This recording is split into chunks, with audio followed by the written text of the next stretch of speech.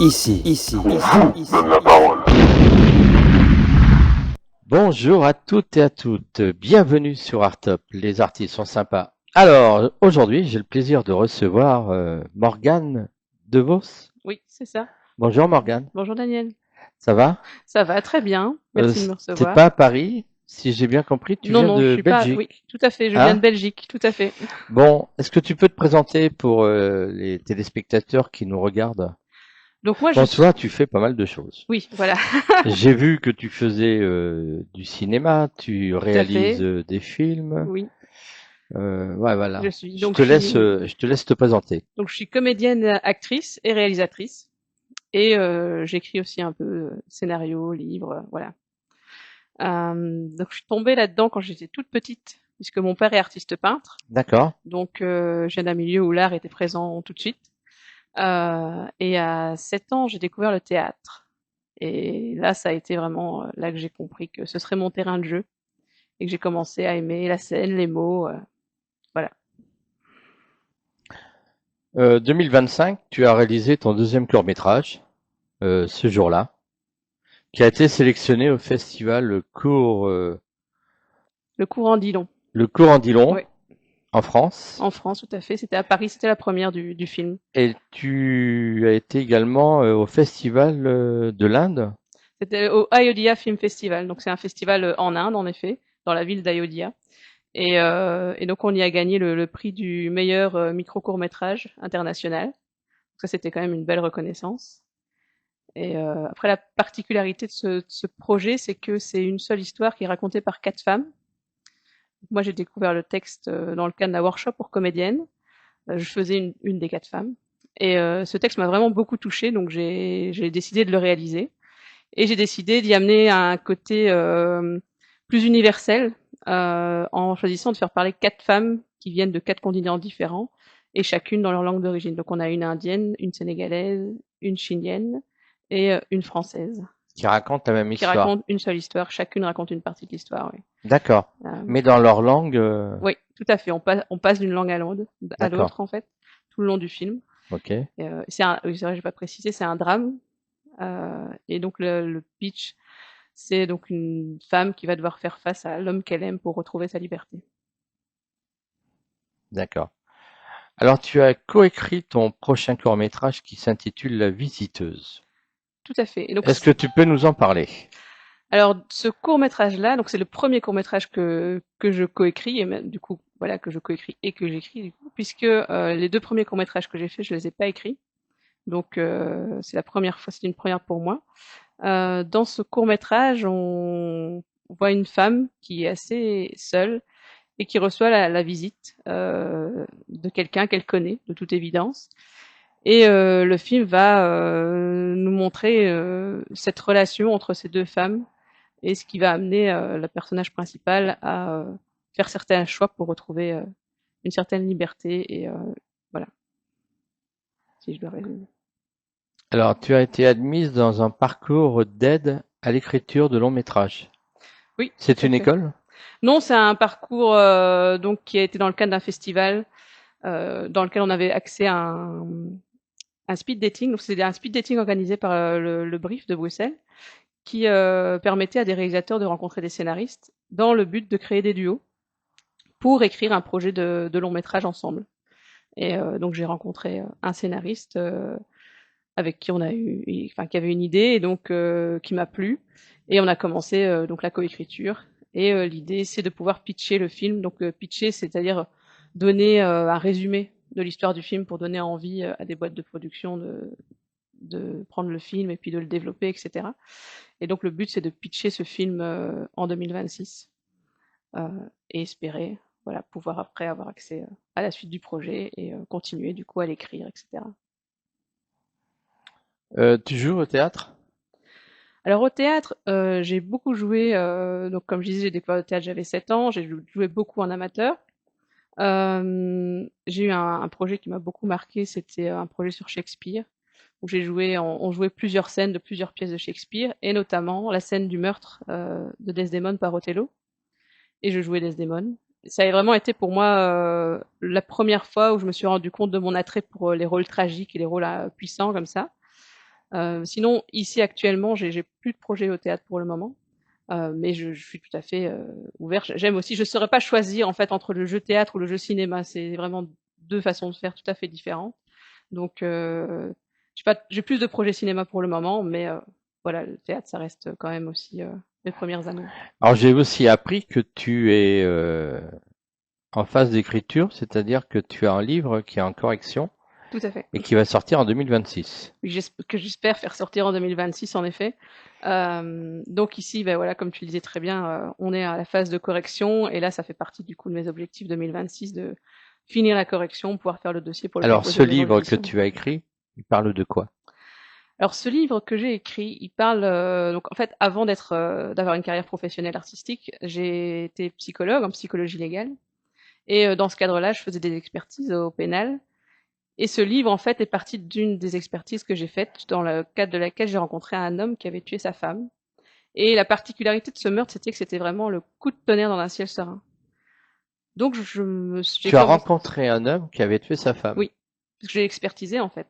D'accord. Donc et donc c'était, comme je disais, cette expertise elle m'a vraiment marqué parce que rien ne laissait présager Que l'homme avait tué sa femme. qu'il allait tuer sa femme. D'accord. Enfin, moi, évidemment, je suis arrivée, comme j'étais expert, il l'avait déjà fait, mais voilà, ça avait vraiment beaucoup choqué leurs proches, et donc je me suis posé la question de qui était cette femme et de comment ce couple en était arrivé en fait à une issue aussi dramatique. Et c'est comme ça que j'ai eu envie de commencer à créer un peu leur histoire. Et ce livre est né de là. Donc ce livre, il y a quand même une part autobiographique dedans, puisque j'ai aussi mis le personnage d'une psychologue. Enfin voilà, donc voilà, c'est comme ça que ça m'a été inspiré.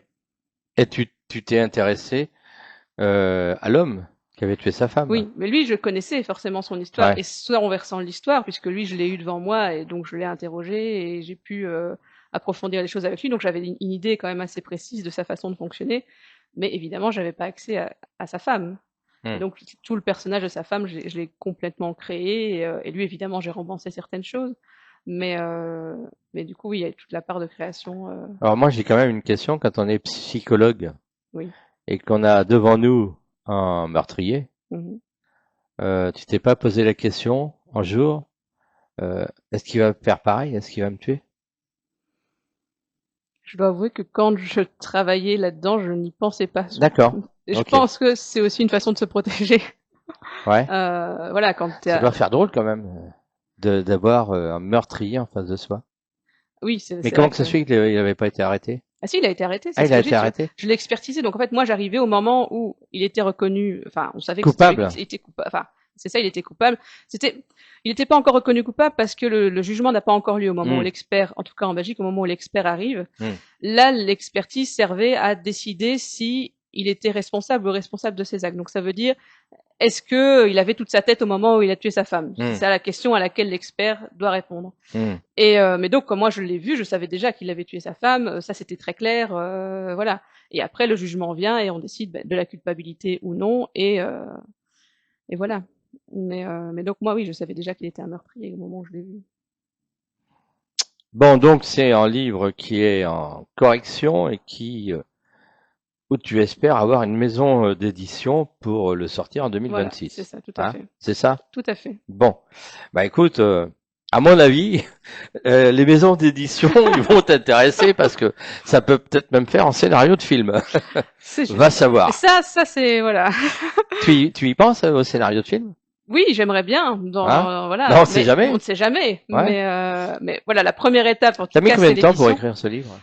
Ce livre, j'ai mis combien de temps pour 2 ans et demi, je dirais. D'accord. Entre le début et la fin où je me suis dit là voilà, c'est vraiment la version finale, celle que je juge en tout cas suffisamment bien pour maintenant aller à la correction et Hmm. voilà. Bon, bah dis donc, un beau parcours artistique en tout cas. Bon, il faut savoir que tu as rejoint Vanina, Oui, tout à fait. qui elle est dans l'édition, qui a une maison. Alors comment s'est fait cet échange avec Vanina? Comment vous êtes connus? Bien, on s'est connus parce que donc moi ça fait 3 ans maintenant que je commence un peu à professionnaliser ma carrière. Mhm. Et donc j'avais décidé de faire en sorte d'avoir une bande démo avec des images professionnelles, enfin donc un showreel, si on appelle ça aussi un showreel, pour pouvoir trouver un agent. Et donc une fois que j'ai eu, ça m'a pris 2 ans quand même d'avoir suffisamment d'images. Et une fois que j'ai eu cette bande démo, ben, j'ai commencé à chercher un agent. Et c'est comme ça que j'ai rencontré Vanina, parce que je lui ai envoyé donc mon CV, ma bande démo, etc. Et on a matché. Donc on s'est rencontrés d'abord en visio et ça a très bien fonctionné. Et voilà, du coup, j'ai décidé d'intégrer son agence, l'agence Unlimited Mancé. Voilà, donc ça c'était en juin 2025. Alors toi, tes influences cinéma, c'est surtout américain. Oui, j'aime beaucoup. Titanic. Oui, c'est le premier La film, oui. littérature, c'est Stephen King. Stephen King, tout à fait. En fait, Titanic, c'est le premier gros film qui m'a marqué quand j'étais petite. D'accord. Donc, en fait, avec mon père, toutes les semaines, on allait au cinéma. C'était un peu notre rituel. Et donc, c'est là que c'est grâce à lui que j'ai commencé à aimer le cinéma et les films. Et le premier film qui m'a marqué, donc, Titanic, j'avais 10 ans. Et c'est le premier film que j'ai vu plusieurs fois au cinéma. Et j'ai encore des images très nettes de quand je l'ai vu, quand j'étais petite. Avec cette fameuse scène dans le froid à la fin, la musique, enfin voilà, c'est des choses qui m'ont marqué. Et c'est vrai qu'à côté de ça, mes influences, ça se résume pas que au drame, puisque en effet, tu parlais de Stephen King, et c'est vrai que ça c'est un auteur qui m'a accompagné beaucoup pendant tout le long de mon adolescence, donc j'aime vraiment bien aussi le fantastique. Je suis très éclectique en fait, je peux lire de tout, mais en effet majoritairement des choses plutôt anglo-saxonnes et au niveau du cinéma plutôt américain. Ok. T'as en préparation 2026 des rôles au cinéma? Non, pas pour le moment. C'est Pas pour le vraiment moment. plus ce que j'ai en préparation, c'est plus lié à l'écriture, donc avec le début de l'écriture du long métrage, essayer de trouver des boîtes de production pour le court métrage qui est fini, voilà, pour la visiteuse, donc pour les boîtes de production et finir la correction de mon livre. Quels sont les défis auxquels tu es confronté en tant qu'artiste? Alors en tant qu'artiste, je dirais, là je parle plutôt du côté réalisation. Je veux dire que le premier défi c'est les financements, trouver l'argent pour pouvoir produire les films.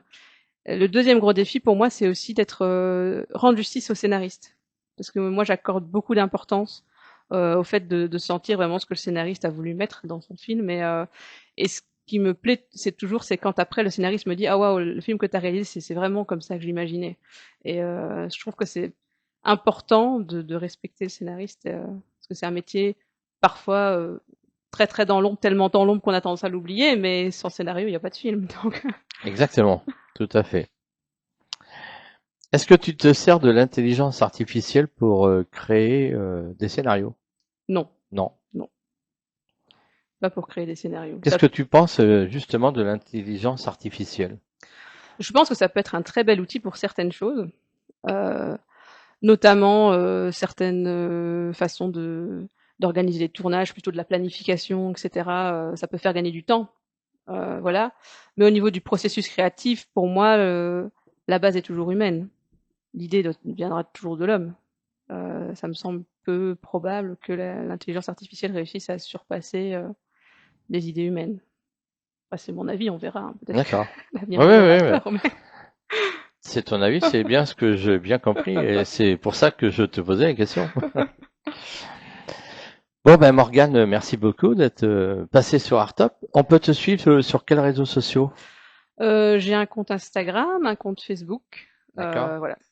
Alors le compte Instagram, si tu peux nous le donner. C'est dv_morgan. Je réfléchis en même temps que je te le dis, mais c'est ça, dv_morgan. D'accord. Et Facebook, Morgane DeVos, Ouais. compte public dans les deux cas. Alors DeVos, c'est avec c'est En DE et plus espace, loin VO, espace VOS. tout à fait. Hein?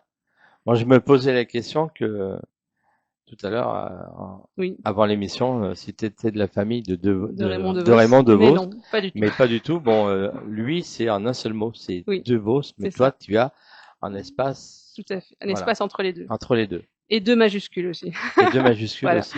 Voilà. Bon, ben, merci beaucoup, Morgane, d'être passée sur Artop. C'était un plaisir. Merci à Vanina. Oui, On tout peut à fait. lui faire un On petit peut faire un petit coucou, coucou à Vanina pour la hein? remercier, tout à fait. Parce que c'est Voilà. grâce à elle que je suis là. Et je te remercie aussi de m'avoir accueilli, Daniel. Et C'était tu un es très chouette à moment. Paris pour combien de temps? Mais juste pour la journée, je suis venue juste pour venir te voir. D'accord. Ah bah dis donc. Ah bah Voilà. j'étais pas au courant, tu vois, je savais pas. Je croyais que tu étais sur du long terme à Paris. Non, Je me suis pas, dit peut-être qu'elle va elle va visiter Paris, non. aller voir les décorations de Noël. Enfin voilà. Mais bon, je suis régulièrement dans les décorations, je les ai déjà vues, elles sont très belles d'ailleurs. Donc voilà, j'étais sur les Champs-Élysées il y a 2 semaines.